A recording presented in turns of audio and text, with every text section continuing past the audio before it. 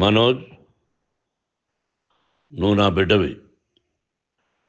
లక్ష్మీ ప్రసన్న, విష్ణువర్ధన్ బాబు, మనోజ్ కుమార్. నిన్ను ఎలా పెంచానురా నేను? అందరికంటే నిన్నే గారాబంగా పెంచానురా. నీకే ఎక్కువ ఖర్చు పెట్టి చదివించాలని ప్రయత్నం చేశానురా. నువ్వు ఏది అడిగినా నేను నీకు ఇచ్చానురా. కానీ ఈ రోజున నువ్వు చేస్తున్న పని బిడ్డల గుండెల మీద తంతారంటారే, అలా తన్నేవరా. మనసు ఆవేదనతో కింగిపోతుందిరా. నేను మీ అమ్మ ఏడ్చుకుంటున్నావురా. జర్నలిజం ఉన్నది లేనిది, లేనిది ఉన్నట్టు రాస్తున్నారా. నువ్వు నన్ను కొట్టడం ఏంట్రా? నా బిడ్డ నన్ను తాకలా. ఇద్దరం ఘర్షణ పడ్డాం కొన్ని కారణాల వల్ల. ప్రతి ఫ్యామిలీలోనూ ఉంటాయిరా ఇవి. లేనివాడు ఎవరైనా ఉంటే ప్రపంచంలో ఒకరున్నారేమో, 1% ఉంటుందేమో. అటువంటి వాళ్ళ ఇంటికి వెళ్ళి కాళ్ళు గడిగి నిద్ర పూసుకోవచ్చు. భారత భాగవత రామాయణాలు చూశావు కదరా. ఏమిటిది? మీ అమ్మ ఎంత కుమిలిపోతుంది ఈ రోజున హాస్పిటల్ చేరింది. నీ వల్ల హాస్పిటల్ చేరుతాను. చూడు మనోజ్, నీకు అన్నీ ఇచ్చిన ఈ రోజున నువ్వు నా గుండెల మీద తనడమే కాకుండా అపకీర్తి తీసుకొచ్చావు. ఏదేదో రాశావు, ఏదేదో చెప్తున్నావు. కొంతమంది జర్నలిస్టులు ఉన్నది లేనిది, లేనిది ఉన్నట్టు రాసే వాళ్ళ తత్వం వాళ్ళకి. ఎందుకంటే టీఆర్పీ పెరగాలి. ఇది వాళ్ళ నైజం. మనం మార్చలేము. వాళ్ళందరి మీద మన కోర్టుకు వెళ్ళలేము. వాక్ స్వాతంత్రం అంటారు, ప్రజాస్వామ్యం అంటారు. ప్రజాస్వామ్యంలో కూడా కొన్ని హద్దులు ఉన్నాయి. ఇది నీకు తెలుసు అనుకున్నా. ఎంత మంచి నటుడివి నువ్వు. నీ భార్య మాటలు విని తాగుడుకు అలవాటు పడిపోయావు. వింటున్నావా మనోజ్? ఎవరిని నమ్మాలో ఎవరిని నమ్మకూడదో పరిస్థితి తీసుకొచ్చావు. విద్యాలయాలు ఎంత గొప్పవిరా. మనం 25% కులమతాలకు అతీతంగా ఫ్రీ ఎడ్యుకేషన్ ఇస్తున్నాంరా. క్యాస్ట్ అనేది తీసేశానురా 92లో ప్రాస్పెక్ట్స్లో. నువ్వు చదువుకున్నావురా. అక్కడ చదువుకున్న బిడ్డలు IAS, IPS అయ్యారురా. ఎంతోమంది గొప్పవాళ్ళు అయ్యారురా. నువ్వు నటుడుగా ఎంతో గొప్పవాడివి. తాగుడు కలవాడబడి నువ్వు నీ భార్య ఇంట్లో బిహేవ్ చేస్తున్న విధానం ఆ భగవంతుడు సర్వేశ్వరుడు తెలుసు. భగవంతుడు చూస్తున్నాడు రా. నేను తప్పు చేసినా, నువ్వు తప్పు చేసినా, ఎవరు తప్పు చేసినా. ఎంత అవకాశం ఇచ్చావు మాట్లాడుకునేదానికి అందరికీ. ఇన్ని సంవత్సరాల్లో మన విద్యాలయాల్లో ఒక్క తల్లి కానీ ఒక తండ్రి కానీ ఏమైనా చెప్పారా? ఆ బిడ్డలు మన బిడ్డలు రా. మీరెంతో నాకు అక్కడ ఉన్నవాడు కూడా నా కూతుర్లు, నా కుమారులు. ఎంతమందికి ఫ్రీ ఎడ్యుకేషన్ ఇస్తున్నావు. వాడి దగ్గర ఏది ఆశించలా. నువ్వు ఎందుకు ఇలా తయారైపోయావు? ఎందుకు ఇంట్లో ఉండే పని వాళ్ళందరినీ కొడుతున్నావు? వాడు పని చేసుకోవడానికి మన ఇంటికి వచ్చాడు రా. ఆ పనివాడిని కొట్టడం చాలా మహాపాపంరా. నేను వేరురా. నేను దండించడం వేరురా. నేను ఎవరిని ఆ చిన్న వాళ్ళని కొట్టి ఇచ్చేసి చేయలేదురా. సినిమా ఇండస్ట్రీలో మోహన్ బాబు కొడతాడు, తిడతాడు అంటే అది షూటింగ్లో జరిగి ఉండొచ్చేమో. కానీ ఇంట్లో ఉండి 10 సంవత్సరాల నుంచి 20 సంవత్సరాల నుంచి పనివాళ్ళు ఉన్నారు. నేను ఇంట్లో లేని సమయంలో వాళ్ళందరినీ కొట్టి వాళ్ళ ఫోన్ లాక్కొని ఒకడైతే చచ్చిపోవాలి. వాడు పోలీస్ కంప్లైంట్ ఇచ్చి ఉండొచ్చు. నేను వద్దు అని వాడిని బతిమాలాడు. పోలీస్ కంప్లైంట్ కూడా ఇవ్వలా. ఇంకైనా నువ్వు నీ భార్య మారి బయట ఉండండి రా అన్నాను నేను. లేదు డాడీ, తప్పు చేయలేని ఒకసారి వచ్చావు, మళ్ళీ తప్పు చేశావు, మళ్ళీ వెళ్ళావు, మళ్ళీ ఈసారి తప్పు చేయనన్నావు. ఏమండి వీడు తప్పు చేయడం అని మీ అమ్మ చెప్పింది. ఇంట్లో పెట్టుకున్నా.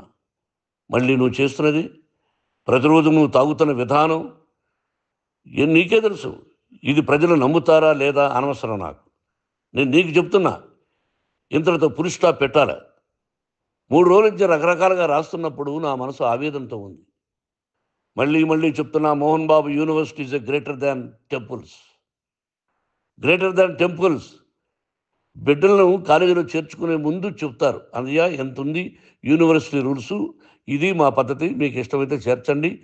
గవర్నమెంట్ ఏమి ఇస్తుందో ఇంత పర్సంటేజీ వాళ్ళకు కూడా మీ దగ్గర ఎందుకు డబ్బు తీసుకుంటున్నామంటే దానికి అర్థం పరమార్థం చెప్పాము. దొంగతనంగా తీసుకోలేదు. ప్రతిదానికి చెక్కులు ఉన్నాయి. అది అకౌంట్ ఉంది. దానిలో తప్పులు జరిగితే డిపార్ట్మెంట్ ఉంది. కాలేజీలో ఇంకేమైనా తప్పు జరిగితే గవర్నమెంట్ ఉంది. ఇవన్నీ నీకు తెలుసు. ఈ రోజున ప్రపంచంలోనే నెంబర్ 1గా చేయాలని మీ అన్న కష్టపడి ఇతర దేశాల్లో నెంబర్ 1 యూనివర్సిటీ టైఅప్ చేశాడు. ఈ రోజు నువ్వు చేసిన విధానం ఏమిటి? నువ్వే ఒకప్పుడు నాకు ఇవి ఏమొద్దు నేను యాక్టింగ్ అన్నావు. ఈ రోజున ఏం చేస్తున్నావు? విద్యాలయాల మీద పడ్డావు. తల్లిదండ్రులు చాలా గొప్పవాళ్ళరా. కొంతమందికి డబ్బు కట్టలేకపోవచ్చు. కట్టని వాళ్ళకు కొంత సహాయం చేసాం. అంతా సహాయం చేయలేము. బ్యాంకుల్లో డబ్బు కట్టాలి. లెక్చరర్స్కి డబ్బులు ఇవ్వాలి. యూనివర్సిటీ బ్రహ్మాండంగా నడపాలంటే మంచి లెక్చరర్స్ కావాలి. ఇవన్నీ తెలిసి చేస్తున్నావురా 32, 33 సంవత్సరాల నుంచి. అది పక్కన పెడితే అందరినీ కొట్టడానికి వస్తావు. మీ అన్నం తిడతావు. ఒక వ్యక్తి వినయ్ గారనే ఆయన వ్యక్తి హెల్ప్ చేయడానికి వస్తే ఆ వినయ్ ఎవరు లజ్జాగుడికి చంపేస్తాను వాడు అన్నావు. ఇవన్నీ ఎంత తప్పురా? అంటే మీ నాన్నగారికి ఎవరు సహాయం చేయడానికి వస్తే వాళ్ళందరినీ లజ్జాగుడుకులు అంటావు. చంపేస్తానంటావు. మీ అన్నను చంపేస్తానన్నావు. చంపరా చూద్దాం మీ అన్న నేనే అన్నా. తాకరా నీ ధైర్యం ఉంటే అన్నా. ఎంతమందిని చంపాలనుకుంటున్నావు? ఎంతమందిని చేయాలనుకుంటున్నావు? నువ్వు ఏం సాధించాలనుకుంటున్నావు? ఆలోచించుకో. ఈ ఇంట్లోకి అడుగు పెట్టడానికి నీకు అధికారం లేదు. ఇది నా కష్టార్జితం. మా నాన్నగారు 10 రూపాయలు 10 పైసలు కూడా ఇవ్వలేదురా. మంచి జన్మనిచ్చాడు మా నాన్నగారు. మద్రాసుకు వెళ్ళి వీధుల్లో అడుగు తిన్నానురా. ఒక పూట కూడా భోజనం లేకుండా అడుగు తిన్నానురా. న్యాయంగా మోహన్ బాబు తిడతాడు కొడతాడంటారు కానీ మోసగాడు అనలేదురా. నీట్ పార్లమెంటేరియన్గా బయట వచ్చానురా. నువ్వు నా పరువు ప్రఖ్యాతులు మంట కలిపావు. ఏమిటి నేను చేసిన అన్యాయం? నీకు జన్మనిచ్చాను. అదా నేను చేసిన పాపం. అందుకే ఇది నా ఇల్లు అన్నావు నువ్వు. నీ ఇల్లు కాదు. నీ కష్టార్జితంతో నువ్వు సంపాదించుకున్న ఇల్లు నీది. ఇది నా డబ్బు, నా కష్టార్జితం. నా కష్టార్జితంలో నేను పిలిస్తేనే మీరు ఇంట్లోకి రావాలి. అటువంటిది పోగొట్టుకున్నావు నువ్వు. ఆస్తులు అంటావా? ముగ్గురికి సమానంగా రాయాలా లేదా అది నా ఇష్టం. ఆస్తులు ఇస్తానా, లేకపోతే గంగపాలు చేస్తానా, లేకపోతే ఎవరికైనా దానధర్మాలు చేస్తానా, అది నాకు సంబంధించిందిరా. నా కష్టార్జితం రా. మీరు చేస్తున్న విధానం గుణగణాలు కావాలరా. మందు తాగచ్చురా. ఎంత తాగాలి? నేను కూడా 1 or 2 పెగ్స్ తీసుకుంటా. ఇది తప్పు కాదు, జనానికి తెలియాలి. నా డబ్బు ఇది. తాగి ఎవరిని కొట్లా. తాగి నేను తింటున్నా. అది ప్రజలకు అక్కర్లా. నేను తప్పు చేస్తేనే ప్రజలకు కావాలా. ఇవన్నీ ఉన్నాయిరా. ఇవన్నీ తెలుసుకో. జర్నలిస్ట్ సోదరులారా, మీకు నా గతాన్ని తెలుసు, నా భవిష్యత్తు, నేను ఎక్కడి నుంచి వచ్చాను కూడా మీకు తెలుసు. ఈ రోజున మీరు రాస్తున్న విధానం, నా బిడ్డ నన్ను కొట్టాడన్నారు. ఎంత తప్పు. ఈ రోజున నా బిడ్డ మీద కోపంతో అవును చెప్పచ్చు. కాదు, వాడు నా మీద చెయ్యెత్తలేదు. నేను ఘర్షణ పడ్డాం. ఘర్షణ వేరు, కొట్టుకోవడం వేరు. గాయాలతో హాస్పిటల్కి వచ్చి కుంటుగా నడిచాడు. మళ్ళీ ఏమని పోలీస్ స్టేషన్కి వెళ్ళి చెప్పాడు. ఎవరో 2 ఉన్నారు, వాళ్ళిద్దరూ నా మీద దాడి చేశారన్నాడు.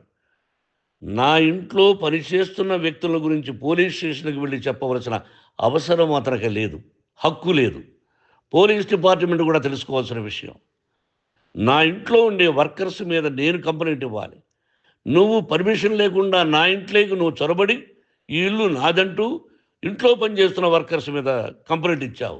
అది ఎంతవరకు పోలీసు న్యాయమో రూల్సో చూద్దాం. పోలీస్ డిపార్ట్మెంట్ ఇంటికి వచ్చింది. వాళ్ళకి రాశాను ఉత్తరం. అయ్యా, నేను సీనియర్ సిటిజన్ని, నాకు రక్షణ లేకుండా ఉంది. నా బిడ్డ వల్ల నా ఇంట్లో నుంచి నా బిడ్డను పంపించేసింది, ఇది నా ఇల్లని. వాళ్ళు నాకు సమాధానం ఇవ్వలేదు. ఇవ్వకపోగా ఎవరిని పట్టించుకోలేదు. ఇప్పుడు పోలీసు వాళ్ళు వచ్చి ఏమండి రూల్స్ ప్రకారం నా బిడ్డ ఇంట్లోకి రాకూడదంటే మాకు హయ్యర్ డిపార్ట్మెంట్, హయ్యర్ అథారిటీ వాళ్ళు ఫోన్ చేశారు. మీరు ఎవరిని స్టాప్ చేయొద్దండి, బయట నుంచి ఎవరైనా వస్తే వాళ్ళని స్టాప్ చేయండి అన్నారు. 2 రోజుల నుంచి 10 మంది 20 మంది వస్తున్నారు. వాళ్ళు అలా చూస్తూ నిలబడ్డారు. వాళ్ళు ఫోటోలు తీసుకున్నారు. వాళ్ళ మీద మళ్ళీ వదిలేస్తున్నారు. ఎవరిని నిందించాలి? But I give respect to the police department. వాళ్ళకి ఎవరు ఏ అధికారి ఫోన్ చేశాడో, ఆ అధికారికి ఏ పొలిటీషియన్ చేశాడో అది వాళ్ళకే వదిలేస్తున్నా. కాబట్టి వాళ్ళు పోలీస్ కంప్లైంట్ ఇచ్చినా కూడా మేము సంబంధం